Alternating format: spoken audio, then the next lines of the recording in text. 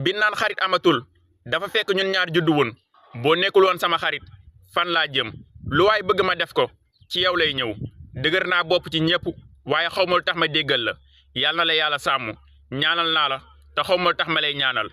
baara. bu nekkul woon li nga mën a muñ sunu diggante yàqu na